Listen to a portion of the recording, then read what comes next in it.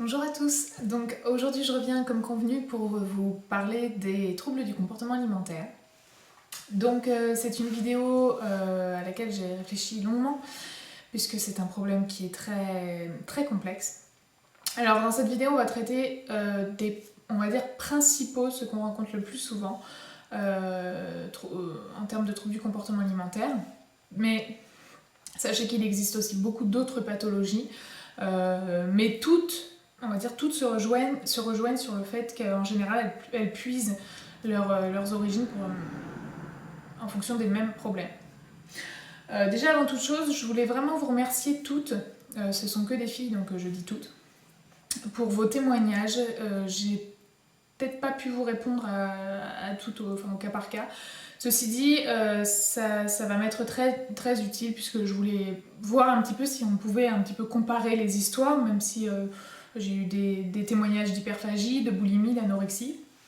Mais voilà, donc je vous remercie toutes infiniment, ça m'aide moi personnellement pour pouvoir faire ma vidéo. Je vais essayer de faire en sorte qu'elle soit la plus complète possible. Bien sûr, je ne suis pas psy, bien sûr, je vais me baser sur ce que je vois quand je suis des personnes qui sont dans ce cas précis, et également sur ma propre expérience, mais ça je vous en parlerai dans une seconde vidéo.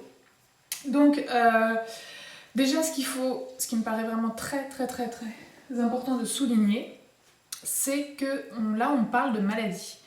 Il y a quelque chose qui me choque beaucoup quand on aborde ces sujets, c'est que j'ai l'impression que beaucoup de gens banalisent la chose, que c'est parfois même tabou, et donc, excusez-moi, je regarde mon chat.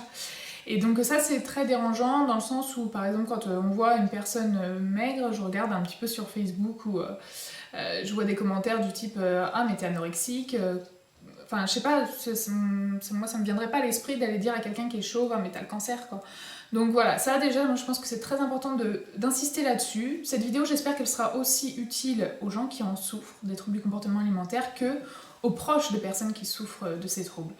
Et il faut impérativement vous mettre en tête que c'est une maladie. Donc à partir du moment déjà où vous intégrez le fait que c'est une maladie, il y a des choses qui ne sont plus valables, comme par exemple la volonté, comme par exemple, voilà. Souvent on a tendance à penser que en allant contre, en luttant contre, et ben, on va arriver à enrayer le problème, sauf que c'est beaucoup plus complexe que ça. Donc comme je vous l'ai dit, on va aborder donc les trois grands troubles du comportement alimentaire les plus répandus, donc l'anorexie, la boulimie et l'hyperphagie. Donc l'anorexie va se caractériser par le fait de manger en très petite quantité, et le peu de choses qu'une anorexique va manger, elle va avoir envie de le compenser par soit une grosse restriction alimentaire, soit une activité sportive très intense, poussée à l'extrême. L'anorexique peut aussi alterner avec des phases de boulimie, et réciproquement la boulimique peut faire des phases d'anorexie pour compenser également. Et une anorexique va se caractériser par un poids qui est vraiment très faible. Donc ça va se voir forcément. Mais il faut aussi se dire bien une chose, c'est pas parce que vous croisez quelqu'un de maigre qu'il est forcément anorexique. Voilà, il y a des personnes qui brûlent très vite les calories, je vous assure. Il y a des personnes, moi j'ai eu des personnes qui m'ont sollicité pour prendre du poids. Donc c'est pour ça qu'il faut enlever tout de suite cette image ah mais celle-là elle est maigre, elle est anorexique, ça c'est un truc des préjugés, hein, ce qu'on appelle des préjugés. Donc voilà, les anorexiques aussi, j'ai remarqué qu'elles ont une certaine intransigeance vis-à-vis d'elles-mêmes. Elles sont très carrées, elles veulent avoir le contrôle sur tout. Et elles ont également une image du corps qui est complètement biaisée, qui est complètement... elles sont plus dans la réalité au niveau de la perception de leur corps. Ce que je leur conseille à ces jeunes filles, alors attention, encore une fois, je vous dis, ce sont que mes conseils en fonction de tout ce que j'ai pu voir, et donc voilà, ce sont des choses qui de toute façon seront inoffensives, donc bon. J'avais fait un essai avec une des personnes que je suivais, qui était vraiment dans le déni de son propre corps. En fait, cette fille était très maigre. vraiment à la limite, voilà, elle a mis sa vie vraiment en danger, mais elle ne s'en rendait absolument pas compte. Et à chaque fois que je la voyais, elle me dit mais pour moi je suis encore grosse. Je la mettais devant le miroir, je lui dis mais attends, qu'est-ce que tu trouves gros? Elle me dit mes hanches, mes fesses, enfin voilà. On voyait vraiment que le simple reflet du miroir de toute façon n'était absolument pas le reflet de la réalité pour elle. Donc du coup, je me suis dit peut-être qu'avec un œil extérieur, peut-être qu'elle y arriverait mieux. Et ce que j'ai fait à l'époque, c'est que je l'avais filmée. Et donc en la filmant, en la confrontant à son image, mais son image qui bouge, qui... Voilà. Elle a pris conscience des choses, elle m'a dit mais j'ai un corps complètement décharnu, complètement... Voilà. Et c'est peut être quelque chose, je dis pas que ça va marcher pour vous, mais je sais que elle, ça a été un des éléments qui a fait qu'elle a pu progresser significativement. Ensuite,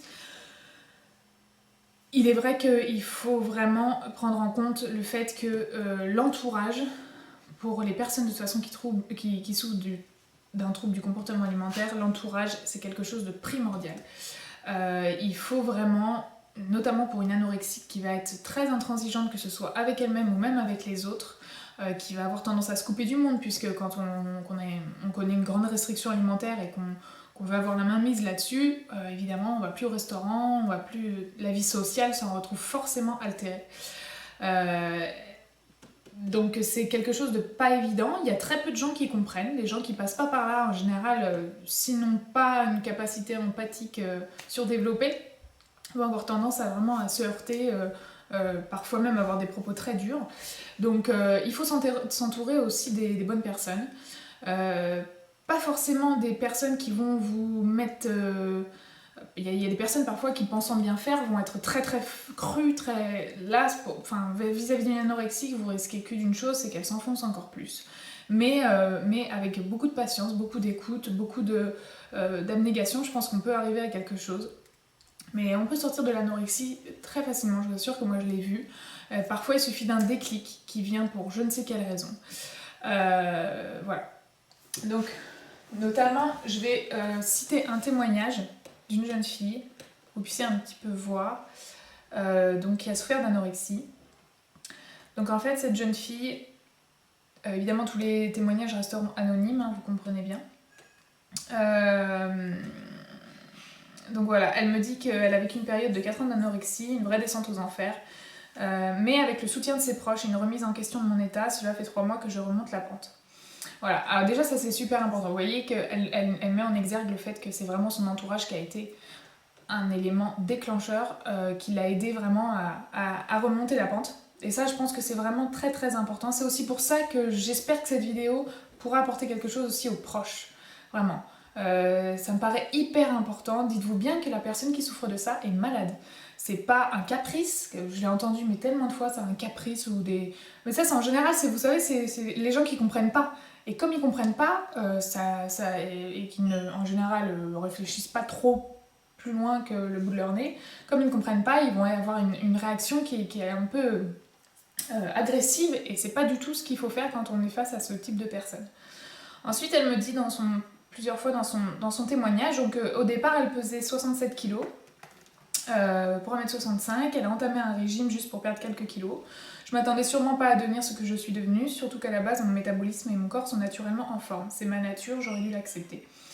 Mais le gros souci quand on commence à faire attention à son alimentation, c'est qu'on finit par ne plus s'arrêter, c'est ça le pire. En vouloir toujours plus, mincir encore et encore. Voir les os saillants nous réconforte et on abuse à l'extrême du sport. Oui, ça aussi je l'ai remarqué beaucoup au niveau des os. Les anorexiques vont avoir tendance à vraiment vouer un culte à leur ossature apparente.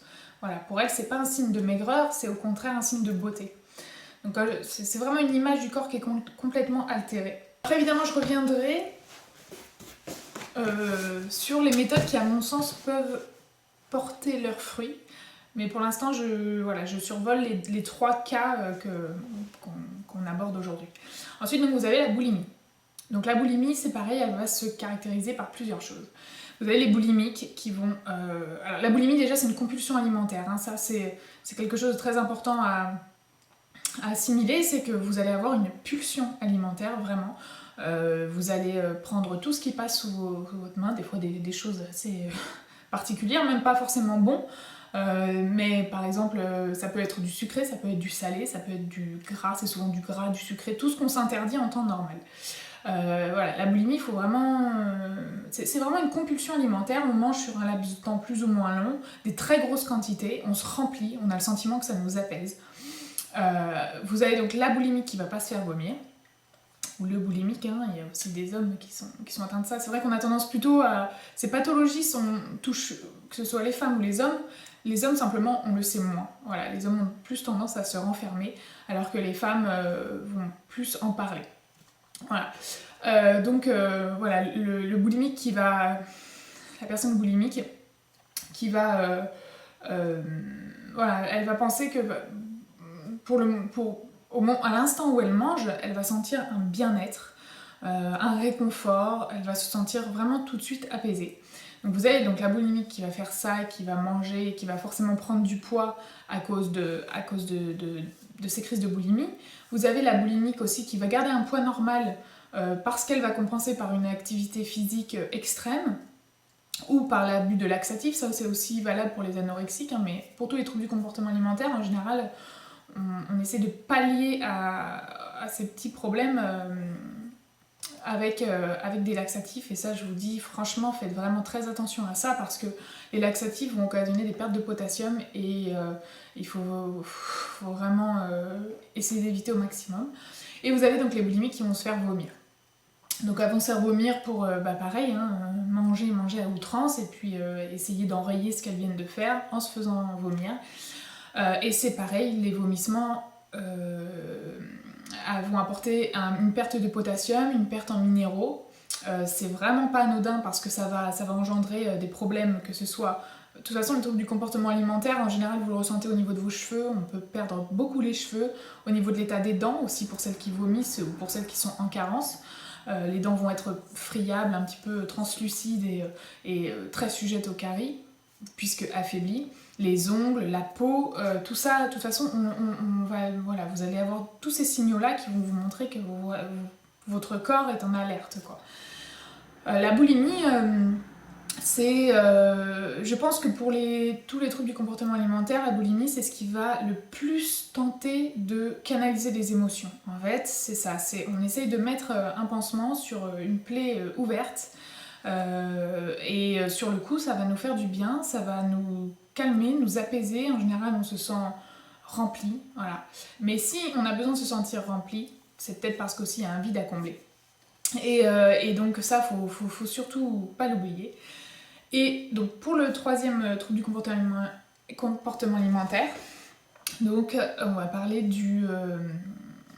de l'hyperphagie. Alors l'hyperphagie, contrairement à la boulimie, ça se caractérise, un peu de mal, par le fait de manger tout le temps. Donc tout le temps, voilà, on va dire 10 000 grignotages dans la journée, quoi.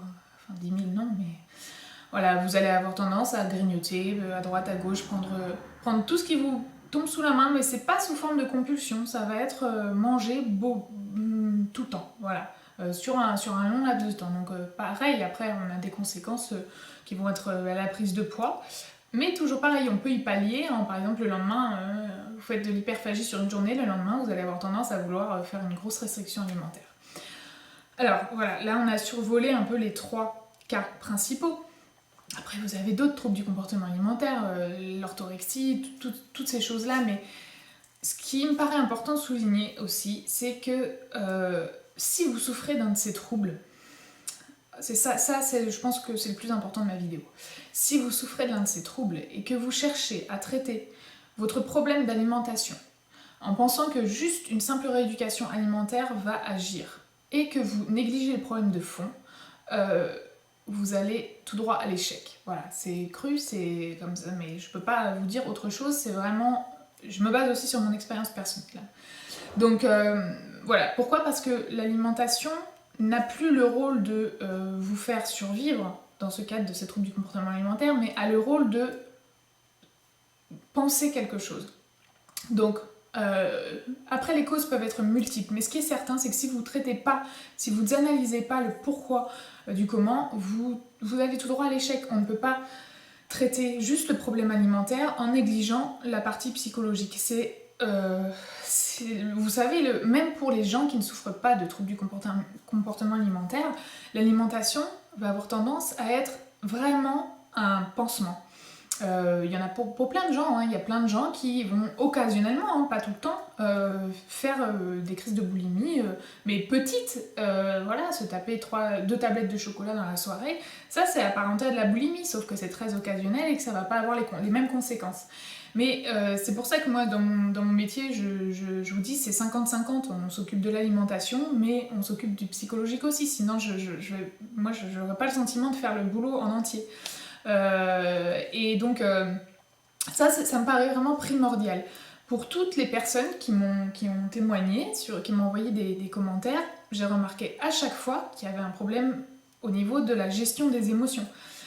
Au niveau de peut-être un passé plus ou moins douloureux, des réflexions dans la jeunesse, des filles qui étaient un petit peu rondes, qui ont pris beaucoup de réflexions, qui se sont braquées et qui ont décidé vraiment de prendre le taureau par les cornes, mais le problème c'est que ça a engendré d'autres choses parce qu'elles n'avaient pas traité le problème au début, qui était la gestion des émotions et trouver une juste mesure.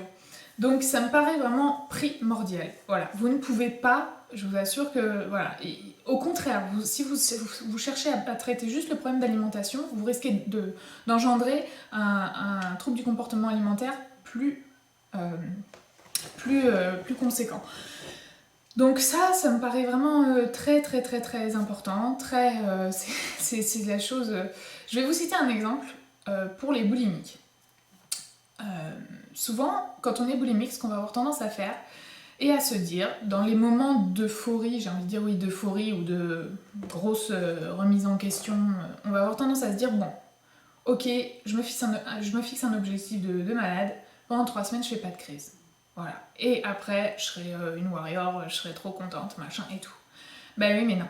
Parce que là, vous prenez votre problème de fond. Et ce qui va se passer, c'est que si jamais vous craquez durant ces 3 semaines, vous faites une crise, ça va être 10 fois pire que les crises, on va dire, normales, les crises habituelles. Parce que vous allez avoir un sentiment de culpabilité qui va être encore plus gros, puisque vous n'avez pas réussi à surmonter votre challenge.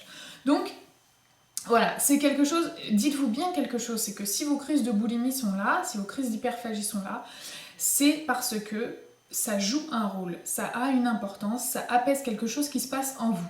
Ça vous remplit et ça vous comble un vide. Donc, attaquer le problème de front en se disant je fais pas de crise et tout ça, ça sert strictement à rien. Parce que ça veut dire que vous attaquez quelque chose, mais d'un autre côté, vous laissez le plus important, vous le laissez de côté, et puis on l'enterre et tout, et puis quand il revient, là vous le sentez vraiment passer. Donc voilà, ça me paraît vraiment, vraiment très très très très très important. Ensuite, ce que je voulais vous dire au niveau des méthodes de soi-disant, voilà, des thérapies, ce genre de choses. Bon. Comment vous dire en restant soft? Vous allez avoir les méthodes médicales, donc les psychiatres, ou les méthodes alternatives qui sont pas... On me demande souvent la différence entre un psychiatre et un psychologue, c'est un peu pareil qu'un nutritionniste et un diététicien. L'un est un médecin, l'autre pas. Donc le psychiatre va avoir une approche très médicale de la chose, c'est souvent, d'ailleurs c'est lui qui est habilité à vous prescrire des médicaments. Bon, moi, si vous voulez que je vous dise ce que j'en pense, tout ça, pour moi, ce n'est pas bon, parce que pour moi, c'est remplacer une addiction par une autre. Voilà. Après, bon, il y a des personnes qui tendent vraiment vers un comportement tellement dangereux que parfois, il vaut mieux qu'elles prennent des médicaments que de se mettre en danger. Mais c'est pareil, les médicaments, bon, je reste très sceptique sur les antidépresseurs, toutes ces choses-là. Voilà, donc, mais ça, c'est encore une fois, hein, c'est mon appréciation personnelle. Les psychologues par contre vont avoir une autre approche. Le psychologue va avoir tendance à plus parler avec vous, mais c'est encore pareil, hein, c'est la roulette russe, hein. Vous en avez des très bons, vous en avez qui vont vous faire du bien, vous allez sortir, de toute façon pour voir si ça vous fait du bien quand vous sortez de la séance, en général on se sent bien, et ça c'est bon, c'est voilà, quelque chose qui est très révélateur. Voilà, donc, mais encore une fois je vous dis, il y en a des bons, il y en a des moins bons, il y en a qui comprennent encore moins le problème que vous, il y en a... vous avez après les thérapies comportementales qui, sur les troubles du comportement alimentaire, montrent d'assez bons résultats, à condition de les faire vraiment régulièrement et d'aller jusqu'au bout. donc les thérapies de groupe notamment. Les thérapies de groupe vont vous aider parce qu'en général, on a tendance, comme on a une image un peu... déjà, on n'a plus trop de vie sociale, donc ça vous aide forcément à vous ouvrir vis-à-vis des autres. Vous voyez en plus que vous n'êtes pas la seule à souffrir de ça, donc ça vous aide à vous sentir, à vous revaloriser un petit peu. C'est très important, quand on souffle de ces troubles, il y a un sentiment de culpabilité qui est tellement énorme qu'il faut vraiment essayer de mettre tout en place pour récupérer de l'assurance, de la confiance en soi. C'est aussi ce qui va nous permettre de faire le point un petit peu sur ce qui cause ces troubles du comportement alimentaire. La remise en question, la rétrospective sur le comportement, les pensées. Donc voilà, tout ça, c'est des petites choses qui peuvent vous aider. Vous avez aussi les méthodes alternatives comme l'hypnose, l'acupuncture. L'hypnose et l'acupuncture, c'est des méthodes qui vont fonctionner si vous êtes réceptive. Voilà, je peux pas vous dire mieux. Il y a des gens sur lesquels ça fonctionne, d'autres sur lesquels ça ne fonctionne absolument pas. Voilà. Mais je vous dis, il y a aussi sachez que quelle que soit la méthode que vous allez choisir, on va pas vous donner les clés en main comme ça, écoute, je te dis pourquoi t'es comme ça. Non. La personne que vous allez voir va vous mettre face à vos craintes, face à vos peurs, face à vos appréhensions, mais elle ne va pas vous dire comment vous en sortir. Elle va simplement essayer de vous donner des pistes. Voilà. Après, c'est à vous c'est un grand travail sur soi. Chercher les causes, souvent, alors pour les troubles du comportement alimentaire, ce qu'on constate, c'est que ça vient souvent de l'enfance, que c'est lié souvent aux parents aussi. Mais il n'y a aucune vérité absolue. Moi, on m'a toujours dit que c'était lié à la mère. J'ai jamais eu de problème. Je vous parlerai de mon expérience perso après, mais j'ai jamais eu de soucis avec ma maman, bien au contraire. Donc c'est propre à chacun, ça peut venir de plein de choses. Ce qui est certain, et ce que je veux absolument vous dire, c'est qu'on peut s'en sortir. Voilà. Je sais que quand on est vraiment au plus profond de la maladie, on a tendance à se dévaloriser tellement et se dire qu'il n'y a pas d'issue. Mais en fait, il y en a une. Et quand on trouve les clés, je vous assure que on a juste l'impression de renaître. Et je pense que c'est ça aussi, c'est que peut-être qu'à un moment donné, la construction c'est pas faite. Et quand la construction de vous-même, vous pouvez la faire à tout âge, dites-vous bien ça. Voilà, avec les bonnes clés, avec les bons outils, vous pouvez y arriver. Donc voilà, ce que je voulais aborder aussi, c'est le fait que si vous souffrez d'un de ces troubles, n'hésitez pas, pensez à faire régulièrement des prises de sang, de façon à voir si vous n'avez pas des carences. C'est très important, puisqu'évidemment, plus que jamais, vous risquez d'avoir une certaine carence si vous vous faites vomir, si vous êtes trop dans la restriction alimentaire. Voilà, donc on fait des prises de sang régulièrement, ça nous permet aussi de rester un pied dans la réalité et de ne pas être dans le déni. Surtout, essayez comme je vous dis, de vous entourer des bonnes personnes. Et dites-vous bien une chose, c'est qu'il faut, encore une fois, quelque chose de très important, c'est de traiter le problème de fond. Voilà, l'alimentation, dites-vous que c'est que la conséquence. Voilà, c'est ce qui va vous aider à traiter le problème de fond.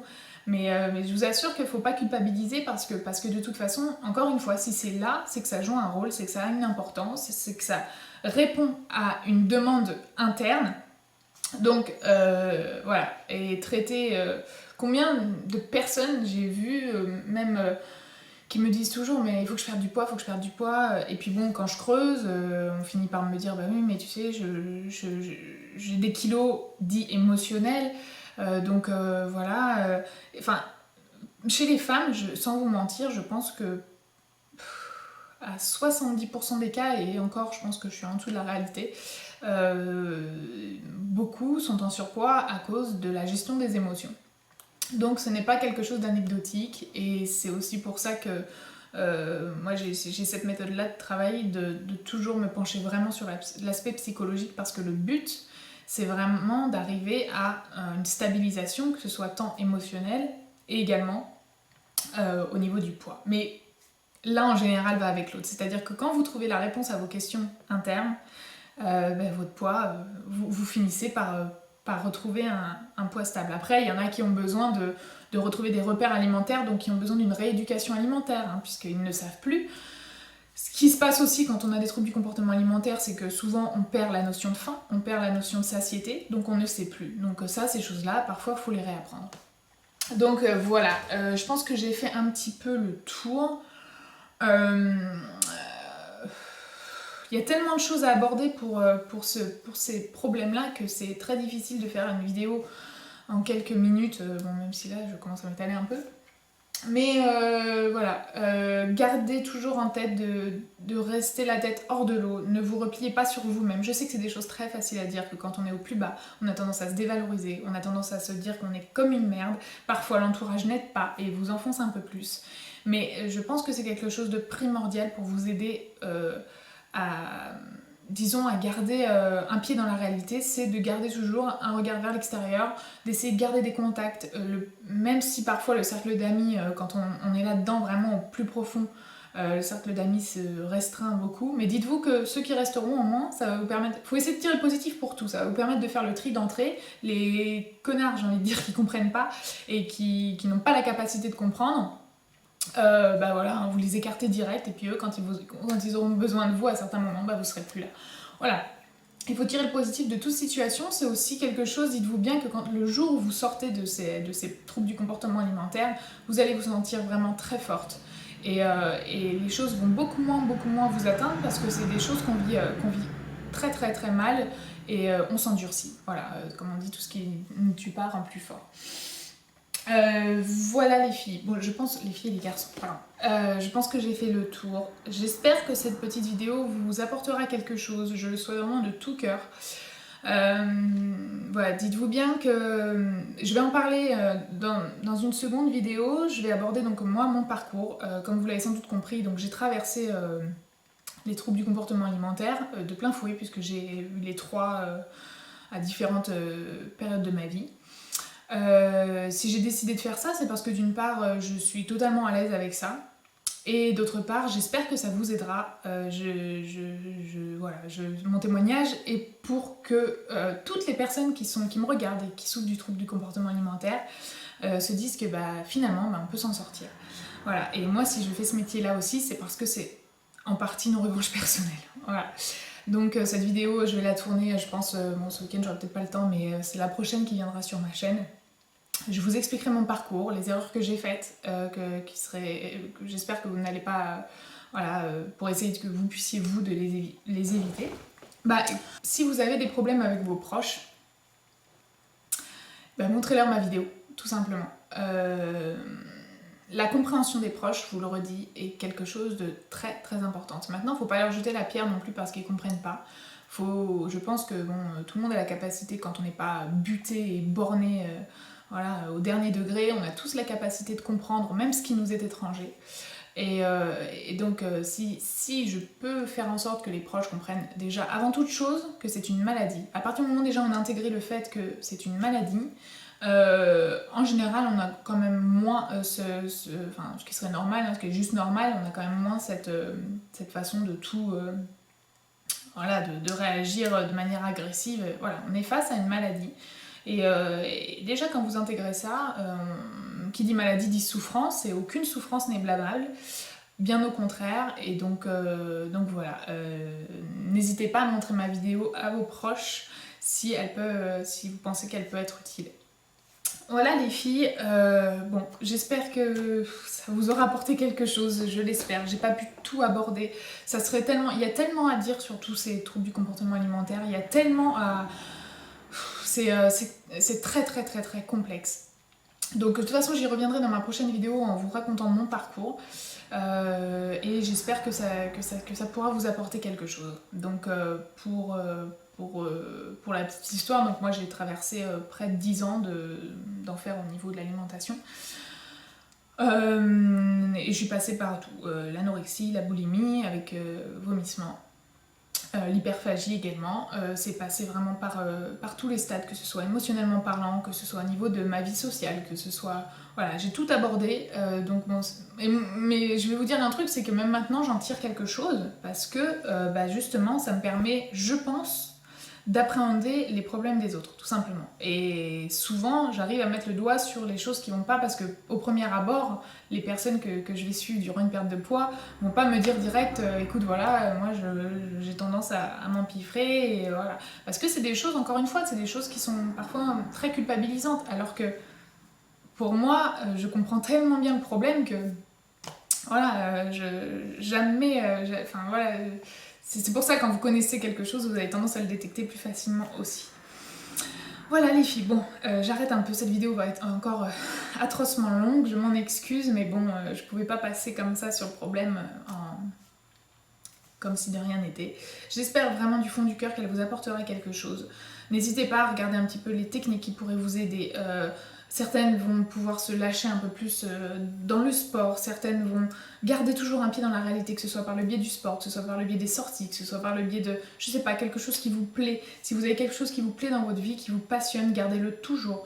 Ne le mettez jamais de côté sous prétexte que vous n'êtes pas bien, ou que vous avez envie de manger ou de ne pas manger. Ou voilà, gardez toujours ce petit pied dans la réalité qui vous permettra aussi de garder une espèce de réalité dans votre vie, quoi. Donc voilà.